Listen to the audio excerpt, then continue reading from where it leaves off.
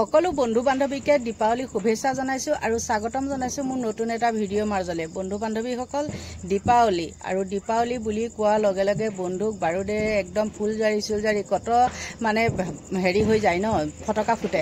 কিন্তু এইবাৰ একদম সম্পূৰ্ণ ম্লান পৰি গৈছে আৰু যিহে নেকি গুৱাহাটী মহানগৰীত মাৰোৱাৰী মানুহে বেছি আৰু সেই জেগাতে কিন্তু এইবাৰ একেবাৰে সৰু মানে বম চম ইমান ফুটোৱা নাই, মানে আগৰ তুলনাত নাই ফুটোৱা বুলি ক'লেও মানে ভুল কোৱা নহ'ব। গতিকে আমাৰো তেনেকৈ চাকি বাতি জ্বলালোঁ আৰু লাইটৰ ছেট দুটাহে জ্বলাইছোঁ দেই। এইবাৰ আপোনালোকে বিশ্বাস কৰক, ঘৰত কলপুলি এটাও পুতা নাই। এনেই প্ৰতি বছৰে কলপুলি পুতোঁ, কিন্তু নাই, এনেই চাকি তাকি দি পেলাই থৈ দিছোঁ। কলপুলিও পুতা নাই, মন চন ভাল নহয়, কি কৰিব। আৰু কালি যি নেকি মই হেৰিত গৈছিলোঁ, দীঘলী পুখুৰীতে হওক বা জুবিন সমাধি ক্ষেত্ৰ, তাত গৈছিলোঁ সোণাপুৰত। আৰু সঁচাকৈ তাৰ পৰা অহাৰ পিছত মনটো একদম বহুত বেয়া লাগিছে। আৰু এতিয়া আজি যিহেতু দেৱালী নহয় জানো, দেৱালীক আৰু সেইটো কৰিবই লাগিব, চাকি এগছ হ'লেও জ্বলাবই লাগিব। চাকি এগছ নজ্বলালে নহ'ব, কাৰণ আমাৰ মাটি চাকিয়ে মই দেখালোঁ আপোনালোকক চাকি, কিন্তু বেয়া লাগিছে। আনিছে বোম এক পেকেট আনিছে, মানে কিহৰ কাৰণে আনিছে জানেনে? সেইটো আকৌ ফুটাব বুলি হেৰি নহয়, বান্দৰ খেদাবৰ কাৰণে আনি থৈছে। গতিকে ল'ৰাটোৱে কৈছে একদম এইবিলাক বোম চম ফুটা, আমাৰতো কোনেও নকৰে, মইতো বোম বুলি ক'লে আঁতৰতে দেই।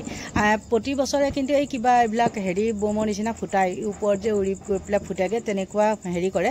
কিন্তু এইবাৰ তেনেকুৱা নাই, বোম চম নাইকিয়া মুঠতে সকলোতে দেই। আমাৰ যি এলেকা, সেই এলেকাত আগতে থাকিব নোৱাৰি, ইমানেই বোম ফুটে, কিন্তু এইবাৰ একেবাৰে নাই। বাৰু যি কি নহওক, মই ভিতৰলৈ যাওঁ, ভিতৰত গৈ পেলাইহে ভিডিঅ'টো হেৰি কৰোঁগৈ, কাৰণ ইয়াত মানে লাইটৰ পোহৰটো হেৰি হৈ আছে যে, কম হৈ আছে যে। ঘৰৰ ভিতৰলৈ গুচি আহিছোঁ আৰু আমাৰ পিছফালখন এনেকৈ মই হেৰি কৰি থৈছোঁ, আপোনালোকক দেখাইছিলোঁৱে। আমাৰ ওচৰ পাজৰ কেনেকুৱা হেৰি হৈ আছে, মানে একেবাৰে নাইকিয়া। আৰু যিবিলাকৰ ঘৰত সৰু ল'ৰা ছোৱালী আছে, তেওঁলোকে মানে একে নুশুনে ন কথা, তেহেঁতে জলকীয়া বম তেনেকুৱা ফুটাইছে। আৰু এতিয়া আহি গ'লোঁ ভিতৰলৈ, আৰু আপোনালোকক বন্ধু বান্ধৱীসকল কিছুমান কথা ক'বলৈ আছে, কওঁ শুনক, বেয়া নাপাব। কেইটামান দৃষ্টিগোচৰ হৈছে কি জানেনে? কালি হোজাইনে লংকাৰ ফালে আপোনালোকে নিশ্চয় দেখিছে যে হেৰি হৈছে, এটা মূৰ্তি বনাইছে জুবিন গাৰ্গৰ। আৰু মূৰ্তিটো ইতিমধ্যে লাইটকেইটা পাই বৰ দিগদাৰ হৈছে দেই, বেয়া নাপাব বন্ধু বান্ধৱীসকল। এতিয়া আহোঁ মেইন কথাটোলৈ। আপোনালোকে ছ'চিয়েল মিডিয়াত চাগে গম পাইছে যে কালি জুবিন গাৰ্গৰ এটা মূৰ্তি নগাঁও হোজাই ফালে স্থাপন কৰা হৈছে। আৰু সেই মূৰ্তিটোৰ ওপৰতে কিছু কথা আপোনালোকক ক'বলগীয়া আছে। আৰু মোৰ কথাৰ লগত বেলেগ এজন মানুহেও সেই কথাটোত মানে দৃষ্টিগোচৰ হৈছে চাগে, তেওঁ সেইকাৰণে তেনেকৈ লিখিছে। আৰু মোৰো দৃষ্টিগোচৰ হৈছে, জুবিন গাৰ্গৰ মূৰ্তি বনাওক, কিন্তু হ'লেও অলপ চাব লাগে ন, যে মূৰ্তিটো হৈছে নে নাই। মুখৰটো যে মানুহে চালে গম পায় যে এইটো জুবিন গাৰ্গ, কিন্তু মানে গাৰ গঠন চঠন উষ্ণতা সেইবিলাক ঠিকে আছে, কিন্তু মুখখন হ'লে মোৰ মতে অকণো হোৱা নাই। আপোনালোকৰ মাজত মই থাম্বনেইলখন লগাই দিছোঁ, নিশ্চয় দেখিছে নহয় জানো। কিন্তু আপোনালোকে ক'বচোন বাৰু, মোৰ নিচিনাকৈ আপোনালোকৰ অনুভৱ হৈছে নেকি? যিকোনো এটা মানে হেৰি আৰ্ট এখন চাবলৈ গ'লে, মানে ছবি এটা চাবলৈ গ'লে মানে হ'ব লাগিব ন, এইটো জুবিন গাৰ্গ হয় দেই, জুবিন গাৰ্গৰ প্ৰতিমূৰ্তি, তেনেকুৱা এটা হেৰি থাকিব লাগিব ন। কিন্তু সেই মূৰ্তিটো দেখিলে কিন্তু তেনেকুৱা নালাগে, মুখখন দেখিলে। গতিকে যি কি নহওক বাৰু, চেষ্টাৰ অসাধ্য একো নাই। আকৌ যাতে তেওঁ দুনাই বনালে অলপ ভাল হওক, তাকেহে কামনা কৰিছোঁ। এতিয়া আহোঁ মই মেইন কথাটোলৈ। এজন ব্যক্তিয়ে লিখিছে, তেওঁ সচেতন ব্যক্তি কিন্তু দেই। তেওঁ কি লিখিছে শুনক, মানে বিতৰ্ক নকৰিব, মই যিটো হৈছে সেইটোহে কৈছোঁ দেই। প্ৰসংগ, মূৰ্তি সন্মান আৰু স্মৃতি ৰখাৰ উদ্দেশ্যেহে হোৱা উচিত। আৱেগৰ পৰিপক প্ৰকাশ বা পৰোক্ষ অপমানৰ অৰ্থে মূৰ্তি নিৰ্মাণ কৰা উচিত নহয়। জুবিনৰ মূৰ্তি নিৰ্মাণ কৰি শ্ৰদ্ধা সন্মান প্ৰকাশ কৰিব খোজে কৰক, আমাৰ তাত আপত্তি নাই, কিন্তু তলৰ কথাকেইটা মনত ৰাখক। 1 নম্বৰটো হৈছে, মূৰ্তিটো জুবিনৰ হয় বুলি দৰ্শকে বিশ্বাস কৰিব লাগিব, অৰ্থাৎ মুখাবয়, শাৰীৰিক গঠন, উষ্ণতা ইত্যাদি নিখুঁত হ'ব লাগিব। মূৰ্তিটো থিয় হৈ বা বহি থকাৰ ভংগীমা জুবিনৰ চিৰাচৰিত শাৰীৰিক ভংগীমা প্ৰকাশৰ ক্ষেত্ৰত সফল হ'ব লাগিব। সেইটো হ'ল 1 নম্বৰ। 2 নম্বৰটো হ'ল, মূৰ্তিটো স্থাপন কৰা ঠাই বিতৰ্কিত বা বিবাদমান ভূমি হ'ব নালাগিব। সকলোৱে সহজে দৰ্শন কৰিব পৰা আৰু ভাল ঠাই হিচাপে স্বীকৃতি স্থানতহে স্থাপন কৰিব লাগিব।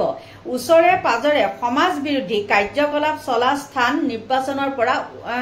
নিৰ্বাচন কৰা উচিত নহয়। সেইটো আছিলে 2 নম্বৰ। 3 নম্বৰটো হ'ল মূৰ্তিটো কোনে চোৱা চিতা কৰিব, কোনে নিত্য নৈমিত্তিক পৰিষ্কাৰ পৰিচ্ছন্নতাৰ দায়িত্ব গ্ৰহণ কৰিব, সেই কথাও মূৰ্তি স্থাপনৰ পূৰ্বে নিশ্চিত কৰা উচিত। যধে মধে বিবাদমান ভূমিত দেখাত বিসদৃশ লগা মূৰ্তি পৰিষ্কাৰ পৰিচ্ছন্নতাৰ নিশ্চয়তা নোহোৱাকৈ মূৰ্তি কোনেও ক'তো স্থাপন নকৰাটো ভাল। আমি পৰিষ্কাৰ পৰিচ্ছন্নতা অৱহেলিত বিসদৃশ মূৰ্তি স্থাপনৰ বিৰোধিতা কৰোঁ। ইতিমধ্যে সামাজিক মাধ্যমত আমি বিসদৃশ প্ৰতিমূৰ্তি দেখা পাইছো। বিসদৃশ মূৰ্তি নিৰ্মাণ আৰু স্থাপন সন্মান নহয়, এয়া পৰোক্ষ অপমান। সদুটোলৈকে অনুৰোধ, আবেগৰ বশৱৰ্তী হৈ ভুল নকৰিব। কিন্তু সেই ব্যক্তিজনে সুন্দৰকৈ কথাখিনি কৈছে। আচল কথাটো হ'ল কি, আমি মূৰ্তি এটা স্থাপন কৰিলে নহ'ব, নহয় জানো? মূৰ্তিটো যি জেগাত আমি স্থাপন কৰিম সেইখিনি জেগা সম্পূৰ্ণৰূপে নিকা হ'ব লাগিব, যাতে মূৰ্তিটো স্থাপন কৰাৰ পিছত নকয় যে এইখিনি মোৰহে মাটি আছিলে, এইখিনি টেটু মানে বহুত আৰু আপোনালোকে গমেই পায় আজিকালি কিমান কি হৈ গৈছে। ইতিমধ্যে মোৰ দৃষ্টিত কেইটামান কিন্তু সমাধি ক্ষেত্ৰতো তেনেকুৱা কিছুমান আহিছে, সংগঠন বুলি কৈ পেলাই কেইটামান আহিছে। তাৰপিছতে তাত কেইজনমানে কৈছে যে আপোনালোকে সেইটো নক'ব, জুবিন সকলোৰে হয়, জুবিন সকলোৰে হয় কাৰণে এই জেগাখিনি কোনো নিৰ্দিষ্টতা মানে নাই, বা এইখিনি আমুকৰ জেগাহে, এইখিনি সোণাপুৰৰ জেগাহে, সোণাপুৰৰ মানুহৰহে ধৰক তাত অধিকাৰ থাকিব, সেইটো কিন্তু কেতিয়াও হ'ব নোৱাৰে। সকলোৰে ক্ষেত্ৰত কৈছো, যোনে যোনে য'ত মূৰ্তি বনায়, এই যোনজন ব্যক্তিৰ কথা মই মানে কৰিলো, আপোনালোকৰ ওচৰত শুনালো, সেই ব্যক্তিজনৰ লগত মোৰো মানে একদম আছে, একমত প্ৰকাশ কৰিছো, তেওঁৰ কথাত যুক্তি আছে। তেনেকুৱা হ'লে কি হ'ব জানেনে, যেতিয়া নেকি তাত বিতৰ্কমূলক হ'ব, বোলে এই আজি মূৰ্তিটো ইয়াৰ পৰা তালৈ লৈ যাব লাগিব, এইখিনি আমুকৰ মাটিহে তামুকৰ মাটিহে, ইয়াত বহুত ৰাজনীতিও জড়িত হৈ যায়। আৰু ইতিমধ্যে জুবিনৰ ক্ষেত্ৰত ৰাজনীতি জড়িত হৈ যোৱাৰ কাৰণে জুবিনে কিন্তু এতিয়ালৈকে ন্যায় পোৱা নাই। আপোনালোকে বন্ধু বান্ধৱীসকল কি ভাবে নাজানো, মই কিন্তু সেইটোৱে ভাবো। আৰু মই দ্বিতীয়টো ভিডিঅ'ত কম তেওঁলোকৰ কিছুমান কাৰ্যকলাপ। এইখিনি আছিলে ক'বলৈ।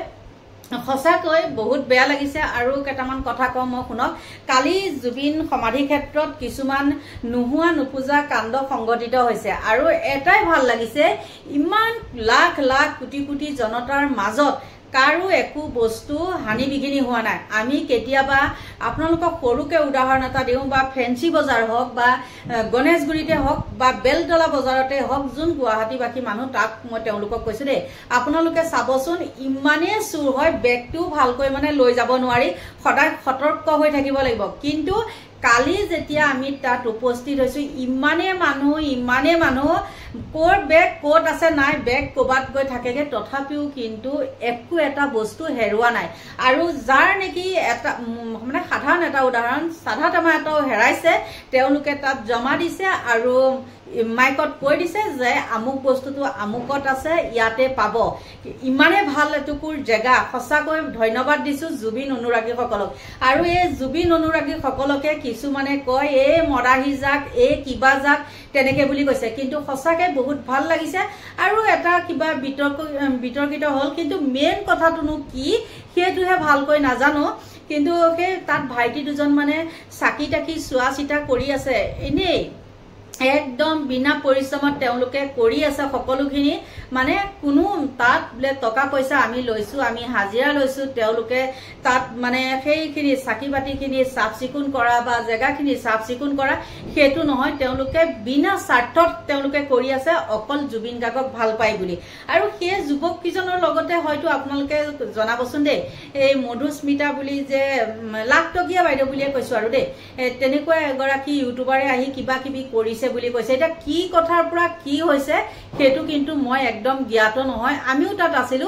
কিন্তু এইবিলাক মানে পোৱা নাইকিয়া আৰু সঁচাকৈ ভাল লাগিছে আমি তাত 7:30লৈকে আছিলো বাৰু কিন্তু সেই 7:30লৈকে তাত একো অপ্ৰীতিকৰ পৰিস্থিতি সৃষ্টি হোৱা নাই আৰু নিউজে দেখাও নাই বা এটো হৈছে সেইটো হৈছে কিন্তু এই ইউটিউবাৰ গৰাকীয়ে কিহৰ কাৰণে কি কৰিলেগে সেইটো নাজানো আৰু তেওঁ কিছুমান বিতৰ্কিতমূলক কথা কয় বাৰু যি কি নহওক সেই জায়গাত বিতৰ্কিত হ'ব নালাগে আৰু কিছুমান মই আৰু এটা নিউজ দেখিছিলো কি দোকান বজাৰ লৈ পেলাইও কিছুমান কথা কিবা দুটা চাকি তিনটা চাকিতে 50 টকা লোৱা 60 টকা লোৱা এইবিলাক কিন্তু সমূলি ভাল নহয় যেটো উচিত দাম সেইটো লক নহয় জানো আপোনালোকে জুবিনৰ নামত যেহেতু এনেটো সেই জায়গাখিনি তেনেকৈ পৰি থাকিলে হয় ন এখন শ্মশানহে আছিলে তেতিয়াতো তাত দোকান বজাৰ নাছিলে কিন্তু এতিয়া জুবিন গাৰ্গক তাত যেতিয়া মানে হেৰি কৰিলে সমাধি কৰা হল আৰু লগে লগে দোকান বজাৰ বিলাক বহি গল আৰু সেই দোকান বজাৰ বিলাকে তাত শিখৰ মিখৰ এইবিলাক বাদ দি পেলাই ওই চাকি টাকিকে বাৰু ৰাখিব নোৱাৰিবনে আৰু আপোনালোকক একদম অনুৰোধ কৰিছো আপোনালোকে একদম উচিত দামটোহে লওক তেতিয়া আপোনালোকক সকলোৱে ফলাগ ল'ব কিন্তু মই আজি নিউজ দুটামানত দেখিছো কোৱা শুনিছো তেওঁলোকে তাত মানে কিবা কিবি বহুত তেনেকুৱা কৰিছে 50 টকা 60 টকা তেনেকে লৈছে দুটা তিনটা চাকিতে সেইটো ব্যৱসায় ভাল নহয় জুবিনৰ ক্ষেত্ৰত কাৰণ জুবিনে কৈছিলে যে মই পলিটিক্স ভাল নাপাওঁ আৰু এইবিলাক বেপাৰ নহয় জুবিন এতিয়া মানে এনেকুৱা হৈছে জুবিন জিয়াই থাকোঁতেও জুবিনক লৈ বেপাৰ আৰু জুবিন মৰাৰ পিছতো এইবিলাকতো সৰু সুৰা কথা দেই দোকানখিনি কথা যে কৈছো তেওঁলোকে কষ্ট কৰি গৈছে একদম সৰু সুৰা কথা মই কৈছো কিন্তু জুবিন মৰাৰ পিছতো এছামে উঠি পৰি লাগিছে জুবিনৰ মানে হেৰি মানে জুবিনৰ নাম লৈ পেলাই বেপাৰ বাণিজ্যৰ সৃষ্টি কৰা আৰু ইতিমধ্যে কৰিছে কিন্তু মই এখিনিতে কওঁ শুনক কিন্তু দেই ৰৈ ৰৈ বিনালে যে যিখন সিনেমা 31 তাৰিখ নে হেৰি 30 তাৰিখে আহি যাব আমাৰ হলত সেই সিনেমাখনক লৈও কিন্তু বহুতে ইতিমধ্যে বেপাৰৰ মানে হেৰি কিছুমান কৰিছে বুলি গম পোৱা গৈছে কিন্তু আপোনালোক তাৰ পৰা বিৰত থাকক এইখিনিয়ে কলো আৰু কিমান কি কব ভাল নালাগে জুবিনক লৈ বেপাৰ কৰিলে মুঠতে ভাল নালাগে এইখিনিয়ে আছিল কবলগীয়া আৰু সদশেষত এটা কথা কওঁ মই যদি আপোনালোকৰ মাজত কিবা নকবলগীয়া বা মানে ভুল কিবা বাৰ্তা আপোনালোকলৈ প্ৰেৰণ কৰিছো তেন্তে হলে আপোনালোকে মোক উদ্ধাৰ দিলে মই বেয়া নাপাওঁ দেই গতিকে আপোনালোকৰ পৰা এতিয়া লৈছো বিদায় সকলোকে ভগৱানে ভালে কুশলে ৰাখক তাকে কামনা কৰিছো আৰু মোৰ ভিডিঅটো ইমানতে সামৰণি মাৰিছো বাই বাই